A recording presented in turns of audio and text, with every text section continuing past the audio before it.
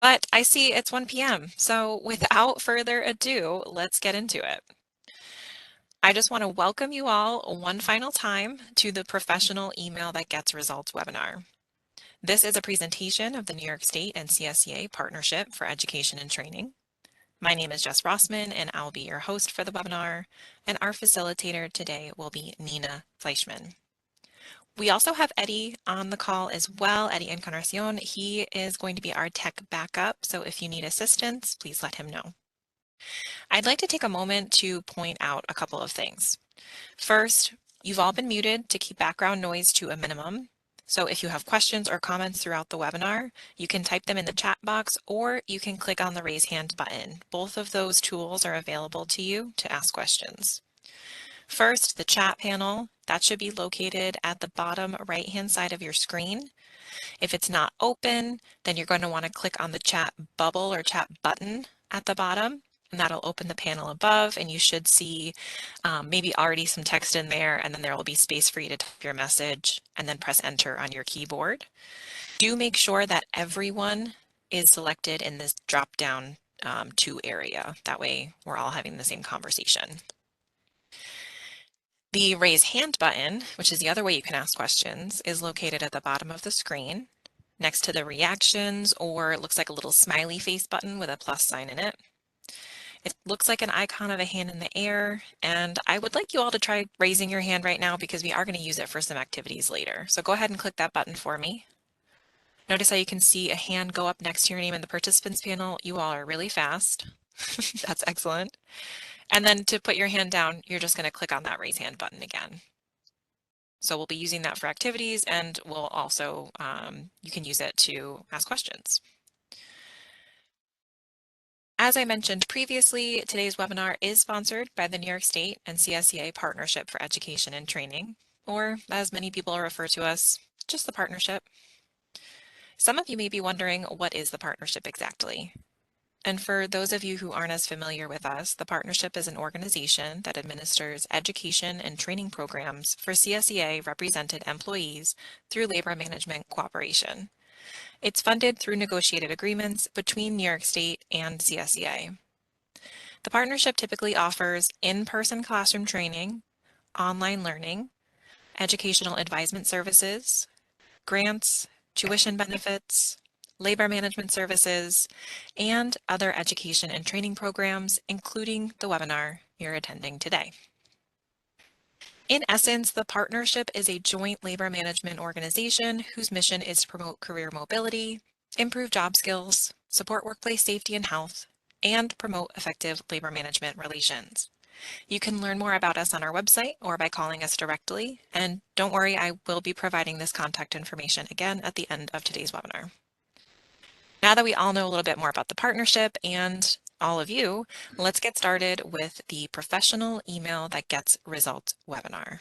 I'm going to turn the presentation over to your instructor, Nina. Thank you. Excuse me. Thank you, Jess. Yeah, as she mentioned, my name is Nina Fleischman, and I've been teaching English with a focus on writing for about 40 years now. And I've also worked as an editor and proofreader in my past life. And for the last 5 years, I've been with the Capital Region Language Center. Some of you may be familiar with that. It's located in near Albany and Colony, New York. And through them, I am facilitating this webinar today and generally teach other workshops and classes on professional and business writing. And as we know, a key element of professional writing is email. So a well-developed email message can be a very helpful thing, but a bad one can definitely cause problems. I think we've all seen bad emails. During this webinar, we'll be talking about strategies to help you write better email messages. But before we get into that, I'd like you to tell me some of the things that make an email bad. In other words, what kinds of things drive you crazy in the emails you receive? Please type your ideas into the chat box. All right, go ahead and type your thoughts about what makes an email go bad or makes an email bad in the chat box. Again, that's at the bottom right-hand corner of the screen. And I'll give you guys a moment. Lots of responses here. Yes, I see lots of them. I'm wondering if I can give you a theme or a trend here, but we see all caps, too long, incorrect grammar and spelling, incomplete, lack of info, emoticons. Let's see, missing info, so vague, lack of punctuation, not clear. Oh, conflicting messages. That's a tough one. Mm. And let's see. Lack of a greeting and using acronyms unfamiliar. If I skipped over yours, I apologize. It does move really fast when everybody is Yeah, typing. definitely. And that's, wow, you all did a great job. Thank you for sharing your thoughts. Yeah, we could go on, couldn't we? All of those things, including, I'm not sure if anybody talked about sort of rude or offensive language that may have been in there, lack of a subject line, a lot of the things that you all mentioned um, can really confuse the reader or make a a bad impression on the reader. So I hope as we go along today, you'll keep these examples in mind. It will help remind us why it's worth the time to create a good email. And yes, writing a good email always takes a bit longer than writing a bad one. So recent research from the Radicati Group, a technology market research company, tells us that the average office employee sends and receives around 128 total emails a day. That's a lot of communication and a lot of email to read. Because of this, many people simply skim their emails and honestly just don't finish reading the ones that are badly written or confusing. So if you want your email to be read, you need to write it well. One of the things we'll discuss is how the subject line of your email is crucial to its success. We'll also talk about how the tone or feeling your email creates can impact how a person responds to your request. Finally, we'll talk about how good writing techniques and organization in your email body will help make your message more readable. The techniques you'll learn today will help you no matter which email program you use. However, from time to time, we may mention how Microsoft Outlook handles email, since most New York State employees use Outlook at work. I also want to mention that we will be asking you to submit a sample of a written email to us after the class as homework. Yes, there's homework. We'll give you more details about the instructions for this and the deadline a bit later. By the end of this webinar, I think you'll feel much more confident on how to do that writing. Today, we'll be talking about tips for writing professional or business emails. You might just dash off a quick personal email to a friend and not worry about typos or being perfectly clear. But generally, we put more thought and effort into our business correspondence. Professional emails are the messages we send while we're at work, but they might also include more formal emails we write at home, such as a cover letter to a potential employer. That brings up a point. When is it better to write a business email than it is to write something like a business letter or to make a phone call? Think about it for a moment and then type your answer in chat. Just as Nina said, you can share with us when you think it's more appropriate to write an email versus a letter or a phone call. Go ahead and type your responses in the chat.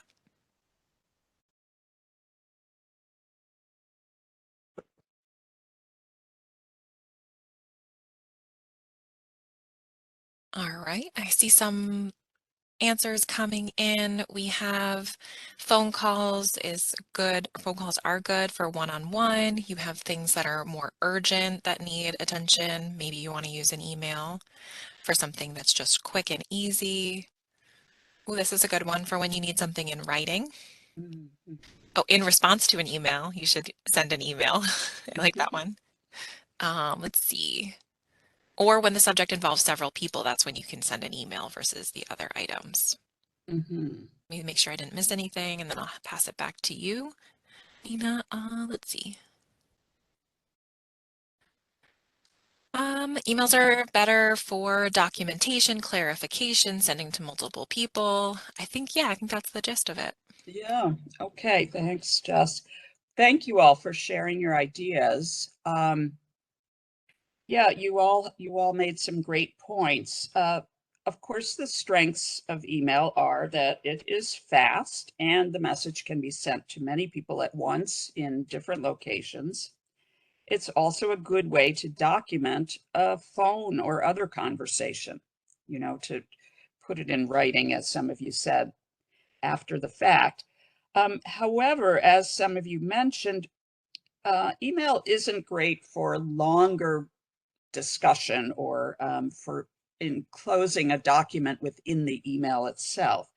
It's also not good for complex ideas where you expect a lot of back and forth in discussion. A phone call or a meeting might be better for that. As you saw from the Radicati Group's research, we may send a lot of email, but much of it isn't very effective. Most of us have had the experience of having to read and reread an email and still not be sure what the person was actually trying to say. I think we all agree that a good email should be short, clear, and polite. Each of the 4 topics we'll be covering today will highlight a different strategy to improve your messages. Let's start by discussing planning. Every type of writing should begin with a plan. The plan will be based on what you know about your audience and your goal for the email. When we're in a hurry, it's easy just to start writing without thinking about a plan. But when we do that, our emails can be confusing and rambling because we simply type things as we think of them. Before you start typing, take a moment and think about why you are writing the email. Then consider how you can best achieve that goal. If your manager gets 100 emails a day and your email is long and confusing, the chance of them replying or answering your message fully goes down considerably.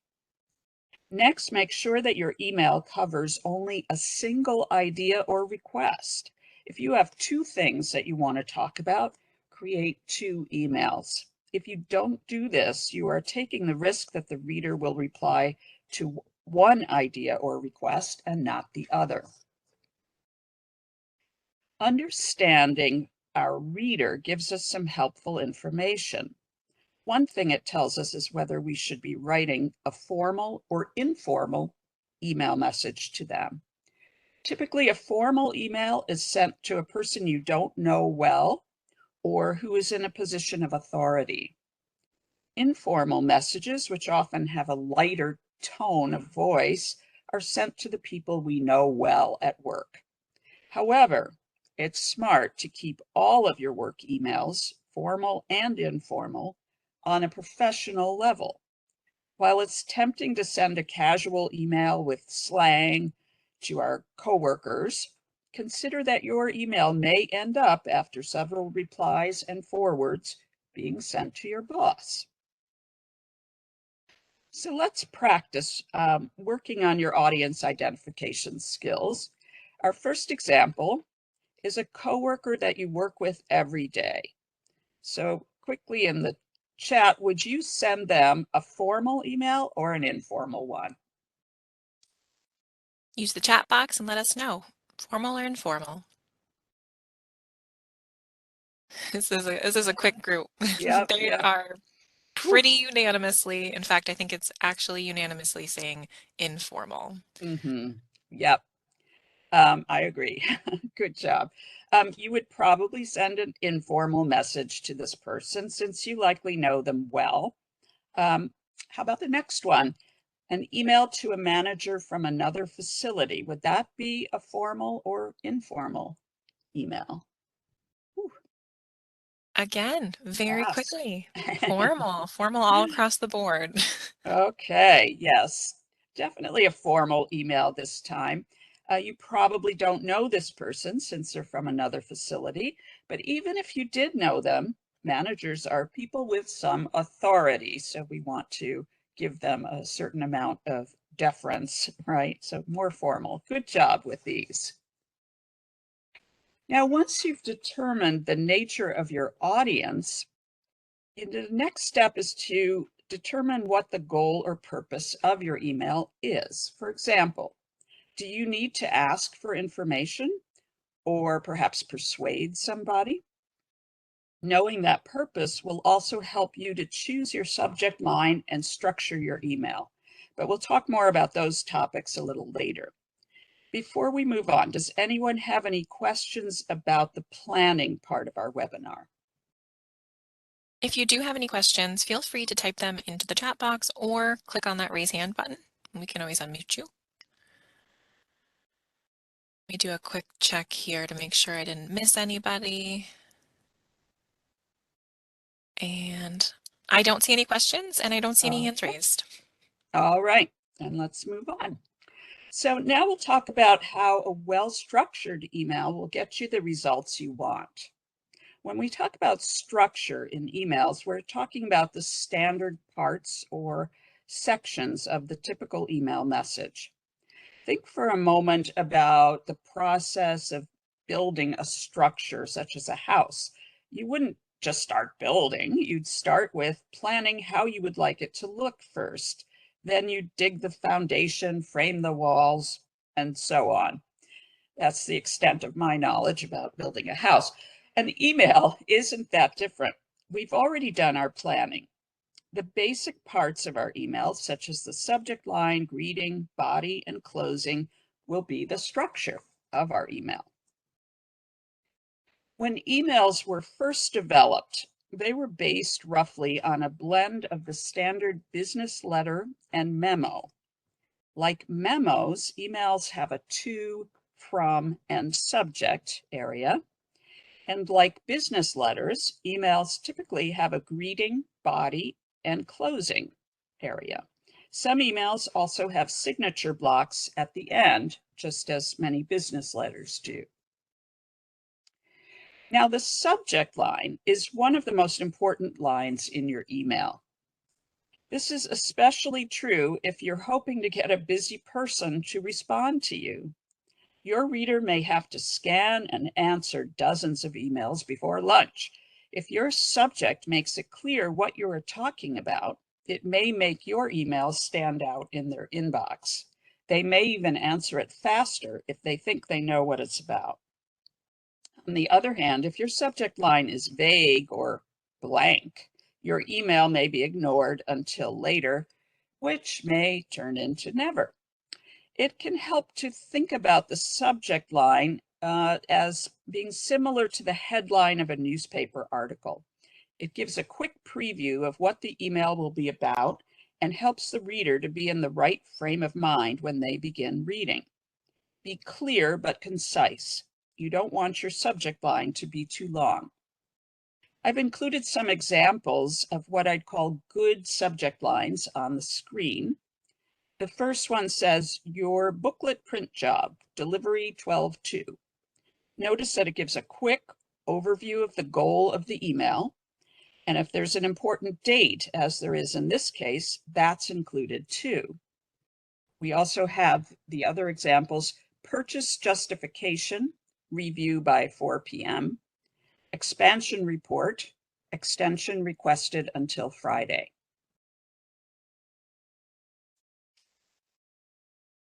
I'd like you to try it now. Here's the audience and goal of this email. right? You are setting up an all-staff meeting on December 4th. You are asking people to respond only if they can't attend. Look at the current subject line, upcoming meeting, and think about how we could make it better.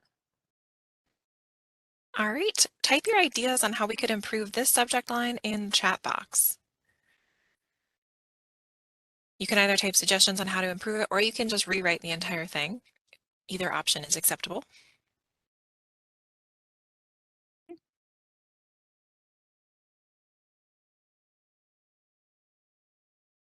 And let's see. I see a lot of suggestions to add the date. We have at least one person who's saying all staff meeting 12/4 would be a good way to do it. Mhm. Some folks are adding that response required in the subject line. Um, really just getting more specific, as Jillian says here, add date, type of meeting. Let's see. But definitely just adding the consensus seems to be adding that date, being more specific, Mhm. and then a couple of folks have said response or please respond or something along those lines. Right, okay. And because those are great ideas, definitely we want to add the date. Um, Probably in numerical form, 12/4, to save a little space in the subject line. A time would be a good thing too, if that's known. Yeah, the trick is to get the important information into that subject line without being too long. And definitely, as some of you suggested, it should include the words all staff meeting, 12/4. And then because you're asking them to respond only if they can't attend, that gets a little wordier. Maybe something like respond if not available, or respond if unable to attend, something along those lines. Okay. Now, the greeting in an email is similar to the greeting in a business letter, but like everything else in an email, greetings tend to be more conversational than they are in business letters. A good greeting uses the name of the recipient whenever possible. More formal emails might use phrases such as, "Dear Dr. Smith," or "Hello, Ms. Alvarez." Less formal emails might use a greeting like, "Hi, Mary Jane." If you don't know the name of your recipient, you can use their title, such as "Dear Human Resources Director," or less formally, something like "Hello, everyone," or "Good morning," or "Good afternoon." Those work as well.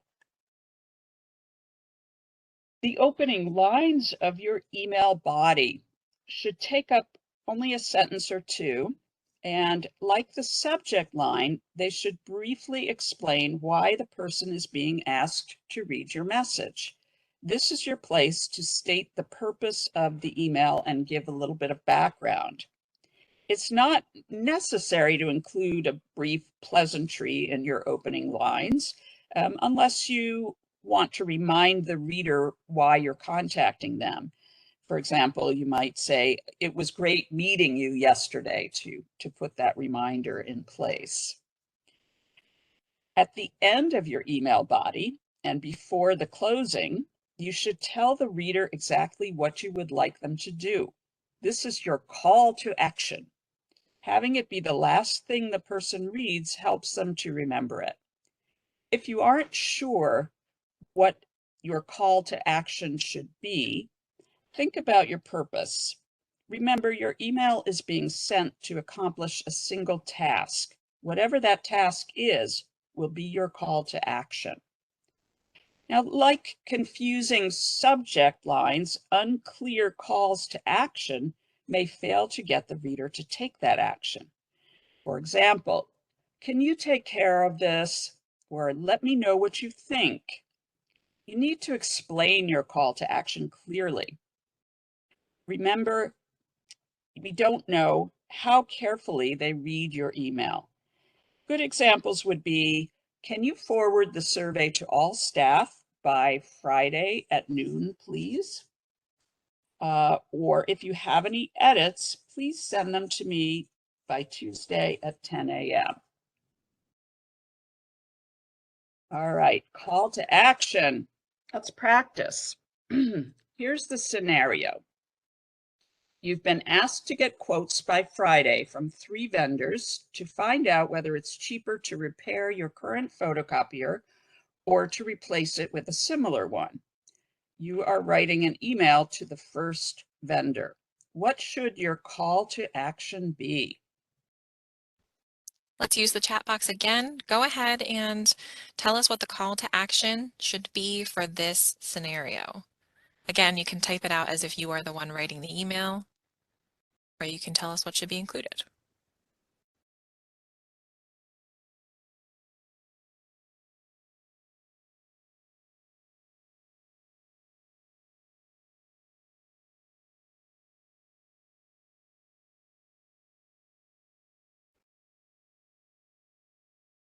Okay, I'm seeing a couple of responses come in, so please provide me with your quote by Friday and include the specific date. Ask for a price bracket of the printers that are available. Send us photocopier information. Let's see. Oh, that was an edit. Please send us your photocopy repair quote by Friday. Insert date here. So getting really specific with the date is what I'm seeing here, Nina, as well as making sure that that's that full sentence. So please provide comparative quotes of repair versus replacement of this copier. Someone has also included, this is time sensitive. Please provide the quote by Friday. Mhm.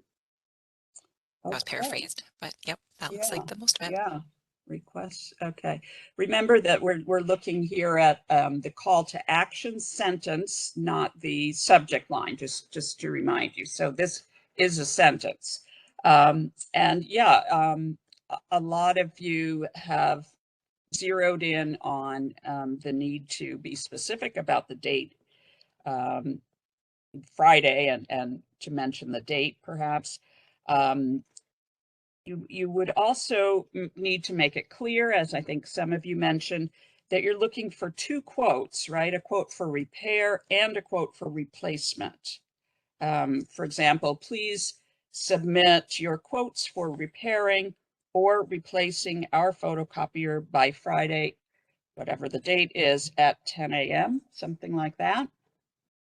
Okay, so yeah, good job. And some of you, you know, zeroed in on the need to be very clear and precise to repair. Yeah, good. Okay. Now let's look at the closing. The closing area of your email is similar to the closing in a business letter. In a business letter, you might use closing phrases like sincerely or respectfully yours. And formal emails are, once again, a little more conversational. They may use closings such as thank you, best wishes, or regards, or kind regards, something like that. Less formal closings might say just thanks or best, see you tomorrow, or simply Bill, or your name, obviously. Closings that you might use, with a friend or in a text at home, like thanks spelled THX or love, don't belong in a business email, obviously, right? After the closing, many people add a signature block with their name and contact information on every email. It's not a bad idea. Don't ask a person to call you if you don't give them a way to do that. Before we move on, does anyone have any questions about the structure part of our webinar? As always, if you do have questions, feel free to type them in the chat box as we go along. I'm monitoring that, or click on the raise hand button too. We do have one question from Melissa. She was asking when you are in the greeting, and I think this also applies to the closing, do you capitalize like good morning, the G and the M, or good afternoon? Okay, good question, Melissa. I think that's, I don't think there's consensus on that. Personally, I don't capitalize the second word. Good morning would have a capital G and a lowercase m, but many people do capitalize both. And I think, honestly, either one is fine. The examples that you see on the screen for the closing, in some beautiful calligraphy here, um, show a variety as well. I think I guess generally both words capitalized at the beginning. Sincerely yours, best regards, for example. um, and again, I think it's a matter of personal style and preference, so no specific answer to that one. Okay. And Very as good. always, if you have any other Yeah. questions, feel free to type them in and I'll bring them to Nina's attention as we can. But I don't see anything else, Nina. I think we're okay. Okay, great. All right. Next, we'll talk about how the way that you write an email can make it easier or harder to understand. So I want to stop and ask you a question before we talk about tips to write emails. If the emotion or tone of voice you wanted to express in an email was understood by the reader, let's call that a good email. If the tone you meant to express was not understood, let's call that a bad email. Given that, what percentage of the emails that you send would you say are good? Go ahead and use the chat box to tell us what percentage of your emails you think are good. These are the ones that you send. Click out the gate again, but we've got a range here. I'm seeing everything as low as 50 to as high as 90 and everything in between, Nina. Interesting. Okay, well, that's interesting. Yeah, it's hard to know, isn't it, how your words are being received at the other end. Um, but interestingly, in a recent study, it was found that most of us believe that about 80% of our emails express the tone of voice we want.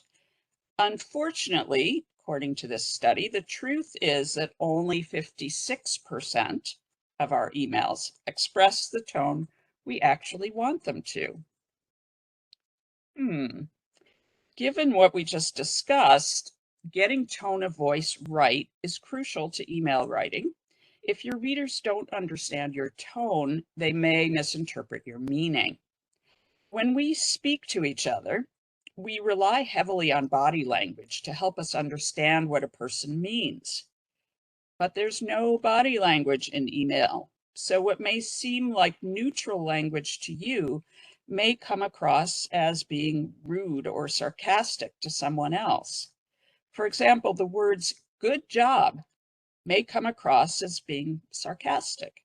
But if you write good job with an exclamation point, it feels more friendly. Punctuation in this case helps with the tone. Some people add emojis, such as smiley faces, as a form of artificial body language, but many people believe emojis look unprofessional, so it's best to keep them out of your formal emails. Regardless of whether our business emails are formal or informal, we should always work toward having a polite and respectful tone. Let me ask you a question. If someone sent you a rude email asking for help, how likely would you be to want to help them or even reply to their email? So you can click on the raise hand button if you would be tempted to ignore this message, or I can see some of you have already responded in the chat, and that's fine too. Oops, deleted. That's my personal favorite, I think. But yeah, so I'm seeing a lot of folks that we would be tempted to ignore it or would, not prioritize it, perhaps, for being Mhm, tactful. mhm. Yeah, I'm going to raise my hand here too. Yeah, tempted to delay responding. Yeah, in some way we're put off by by that kind of language. So if we want a person to read our email and maybe even do something for us, it makes sense that we need to speak courteously, politely to them. As we saw a moment ago, though, we may think we're being polite, but we may not be seen that way. An article in Psychology Today magazine gives us some insight into why this happens. They explained that people are more likely to read a negative tone into an email than a positive one. In other words, what you hoped was a neutral tone may be interpreted as being rude, and what you feel is positive language may be seen as neutral. So it's always worth rereading to check your tone. And if you have any doubt, have someone else read it before you send it. Polite, by the way, doesn't mean extra wordy. You don't need to say something like, "May I kindly ask if you have had a chance to review the template I previously sent you?" to be polite.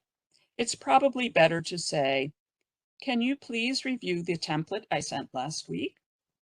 On the other hand, very short sentences can seem abrupt or even rude. They may give the feeling that you are too busy to show courtesy. This is especially true if your short sentence is in the form of a demand or command. Adding a few more words and perhaps a brief explanation may help soften the tone. Let's work on an example together first. First of all, let's look at what was originally written. That's not what we agreed to in the meeting. I think this message has a negative tone, and the abruptness of the sentence is part of it. At best, it suggests that you weren't paying attention during the meeting. At worst, it may suggest that you're trying to get out of doing what you agreed to. Here's one idea about how we could fix it. In taking a look at my notes, I've come to a different conclusion. Would you have a few minutes for us to talk on the phone and figure this out today? Thanks.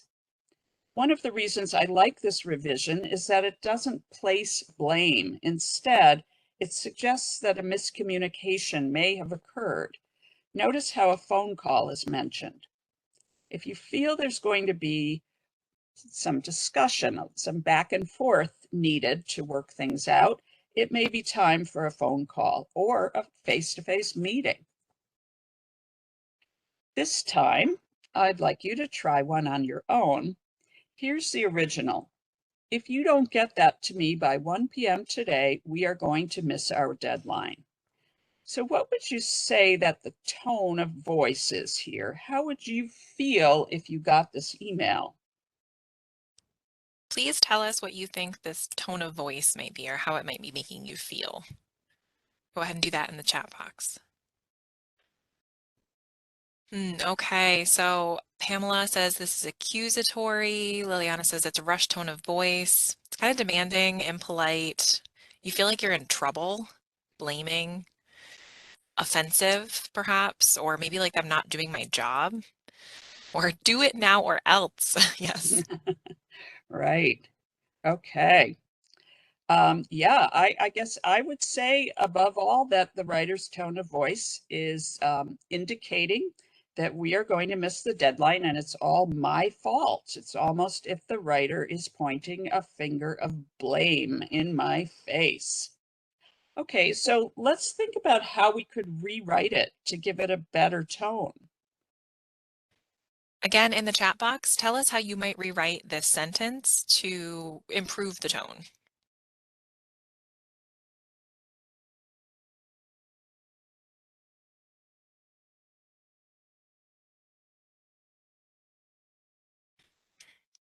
Okay, I want to just give other people a chance before I start reporting out.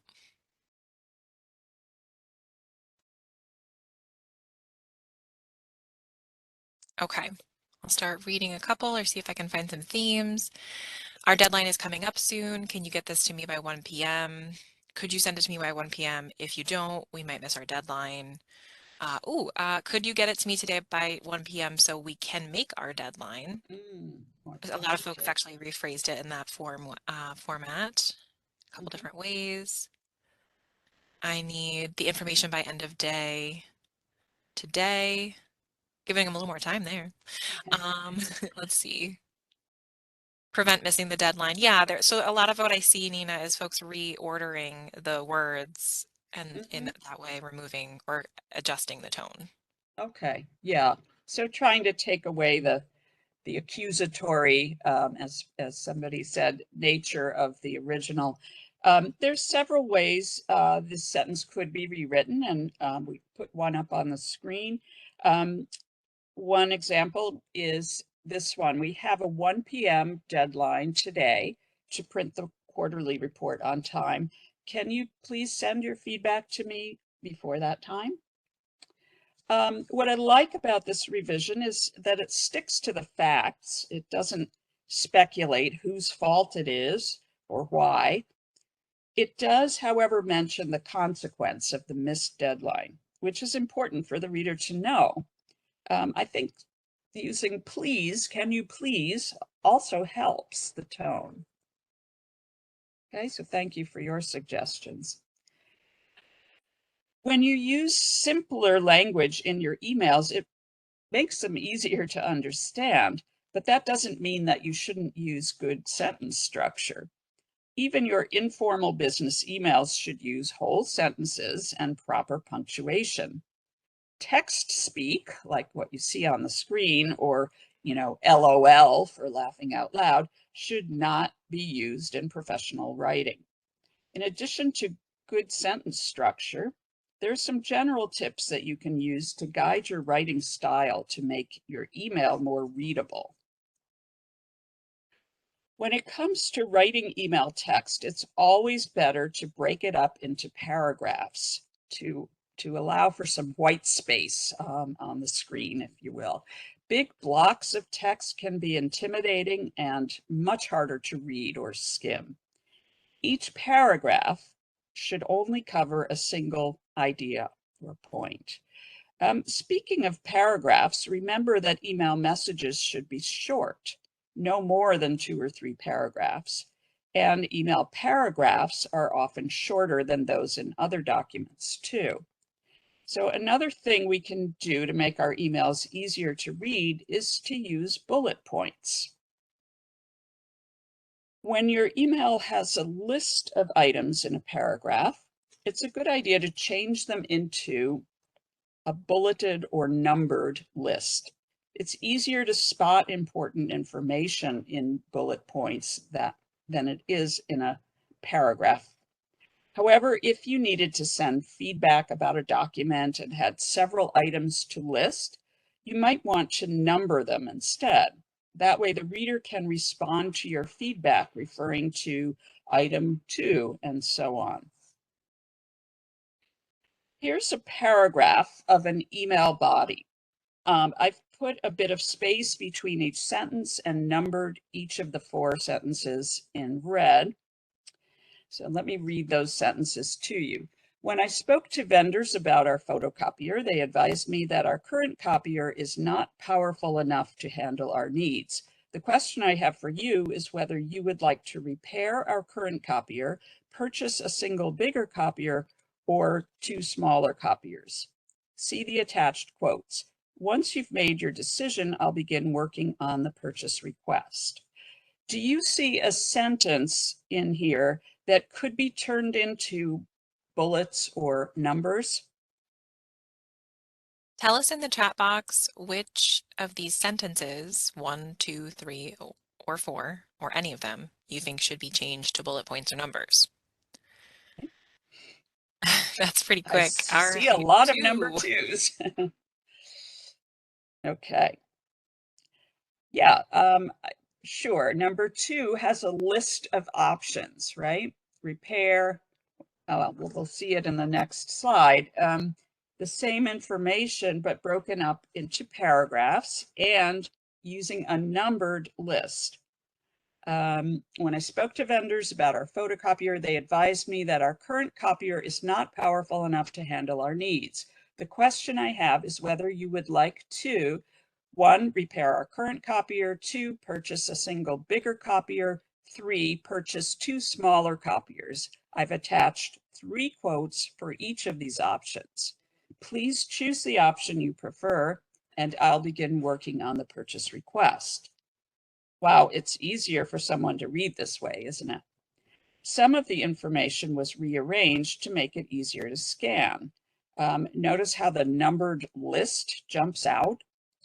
When the supervisor is ready to choose, they can reply to you referring to option 1, 2, or 3. Information about the attached quotes has been put in its own paragraph to make it easier to spot. And from time to time, you can highlight small sections of important information in an email. In this case, the call to action has been put in bold to make it easier to notice. Before we move on, does anyone have any questions about the writing part of our webinar? As always, if you have a question, type it in the chat or raise that virtual hand. I haven't seen any questions, Nina, but I'll keep monitoring the chat. Okay. Right.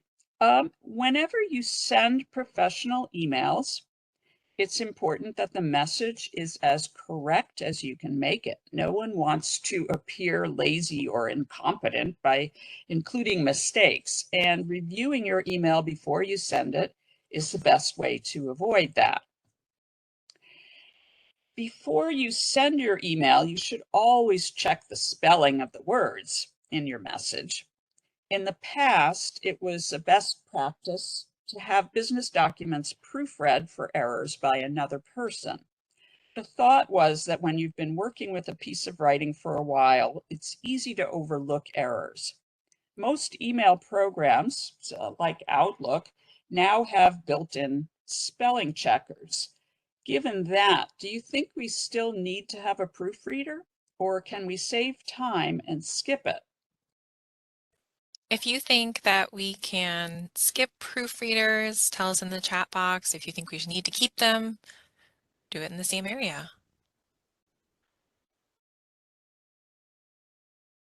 Okay, keep them in all caps. Yes. That one jumped All out to me. right. But I do see some sometimes, depends, but and then there's some folks who are saying always, always keep your proofreaders, keep. So definitely. Mhm.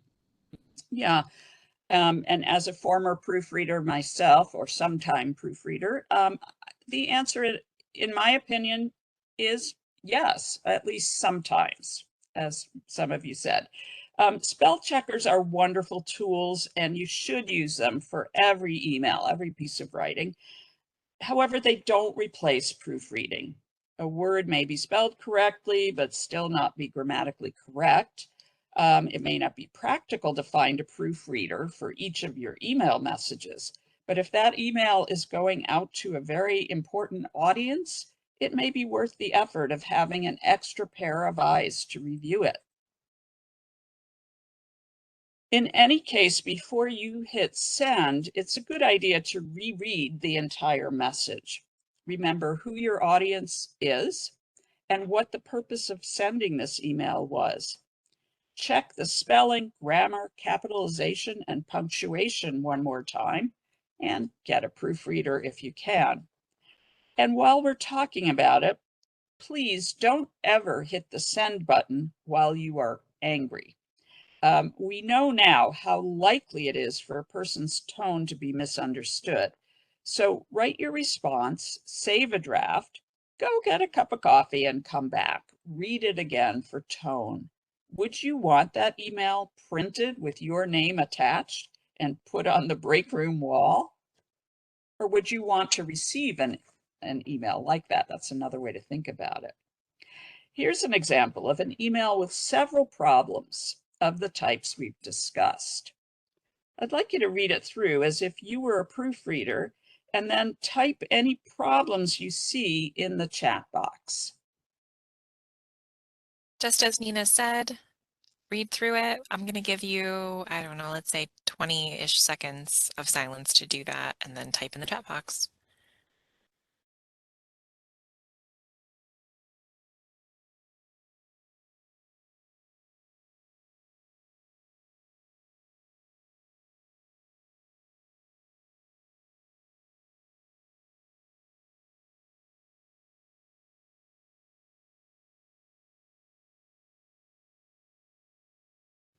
20 seconds of silence is long, but that was it. So let's see. There's some spelling issues. The subject is Mhm. vague. No time listed for the email, or yes, for the meeting.